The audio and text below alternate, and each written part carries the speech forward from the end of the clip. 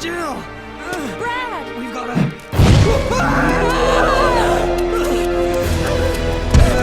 Jill!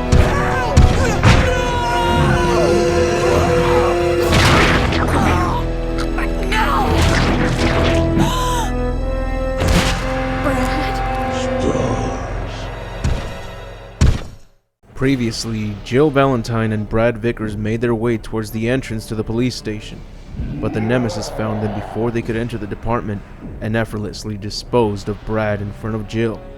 Brad was closest to the entrance, and now the Nemesis has blocked her path. She can try to go around him and reach the entrance doors and hope that locking them will delay his pursuit towards her, but the Nemesis does not give her a chance to decide for herself, and he proceeds to eliminate her as well. He charges towards her, using Brad's corpse as a weapon against her. He swings the cadaver at Jill with enough force to break the bones.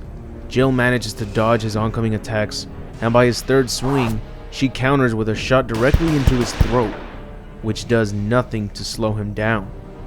He counters back with a headbutt to her torso. She is hurt, but she can still continue. As she prepares her next move, a couple zombies begin closing in from behind. This could worsen her situation, or it could be the distraction she needs to escape from the Nemesis. Once the two zombies are close enough, Jill dodges the oncoming zombies and attempts to make her way into the police station. But the Nemesis easily gets rid of both zombies by tossing Brad's body directly at them. He then jumps incredibly high towards Jill in an attempt to crush her. She dodges this attack, but she had to move away from the entrance. Luckily, she gets a hold of the flag by her side, rips it from its place and wraps it onto the Nemesis' face, forcing him to drop his guard while he removes it.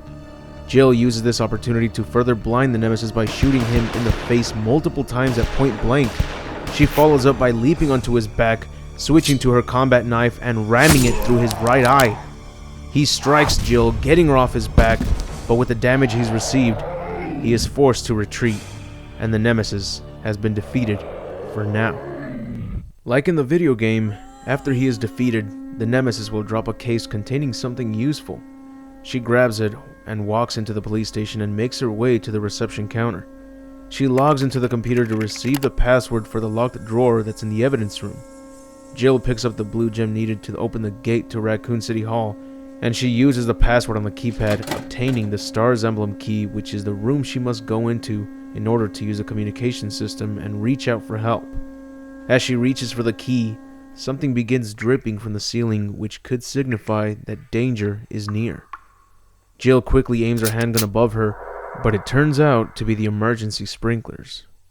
The dimness of the lighting in the evidence room leaves a few corners looking very dark, enough for something or someone to hide in the shadows. So she keeps her guard up only until she can be assured that the room is safe. But her suspicions were correct, as a BOW hunter does in fact lurk nearby, and it aims to kill its prey with a silent attack. As Jill turns to its direction, the hunter attacks, biting onto Jill's handgun with enough force to break it. She is now left with only her combat knife to defend herself with, but in a tight environment such as this, it will only increase the chances of being caught by this creature. What's worse is that she dropped the Star's key after it attacked her, so she must fight the creature in order to retrieve the Star's key. Jill recollects fighting creatures such as this one back at the Spencer mansion, but this hunter appears to have undergone further mutation, giving it a disturbingly huge tumor growing in its upper body. It prepares to attack her, and Jill manages to dodge the first two strikes, but it moves fast enough to grab her from behind before she can try and fight back. The hunter uses enough strength in it to ensure that she cannot break free, and it prepares to devour its prey, starting with the neck. With mere heartbeats away, Jill uses her combat knife to pierce through its enormous tumors, hoping it's enough to bring it down. And fortunately, it works to force the hunter to release its grip on her. She then flips the hunter now in front of her, but on the process of doing so, the pussing blood coming from its tumor spills on Jill's right shoulder, burning at her flesh. The tumors on the hunter must be acidic, which would explain why it's harming her solely by contact to her skin. To make matters worse, the acidic blood dripped on the Star's key, causing it to melt. With the Star's key no longer useful, Jill makes a run for it while she still can, but the hunter immediately begins going after her. With its blood still spilling everywhere the hunter goes, Jill notices that when the acidic blood spilt on a file, it quickly burnt through it. but when it spilled onto a blue herb plant, it had no effects on the plant whatsoever. There's no turning back to retrieve the plant, so she continues moving forward, exiting the evidence room and avoiding to get caught by the hunter once again. She makes her way through the halls of the police station, but despite the fact that she was not injured by the hunter's claws or teeth, the acidic blood that spilt on her shoulder continues to burn and worsen her condition. The STARS room isn't too far away, but there could always be another hunter or other dangerous creatures blocking her path. She has already lost her handgun, and the combat knife can only take her so far. However, she has a good fortune to find another blue herb on her way.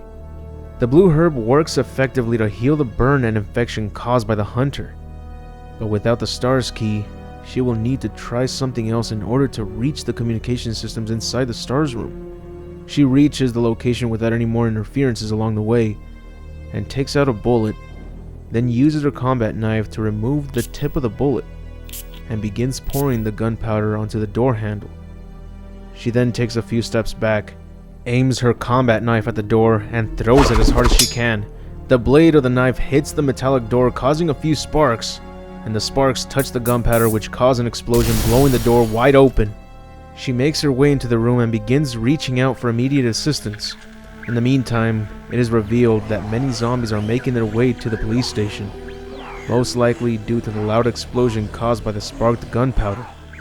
Jill successfully managed to reach out for help, and the guy on the other end lets her know that they've already sent in their newest but best recruit. This ended up being the moment that the newest member of the Raccoon City Police Department was on his way to the doomed city that would inevitably change his life. And this is where we end this video. Next time, Jill will be meeting a new ally that will aid her on her last escape. But for now, that's it for the video. If you enjoyed it, be sure to leave a like, share, and subscribe if you haven't. And if you'd like to see extra videos, have early access to upcoming videos, and you'd like to vote on what you'd want to see next, or you simply just want to see your name at the end of the videos, then feel free to support the channel by donating a single dollar to my Patreon. There are also additional perks for donating more than $1. The link is on the description, along with the link to my Facebook page, Tumblr, DeviantArt, and Twitter. But anyways, I'll see you all in the next video, and remember to have an awesome day.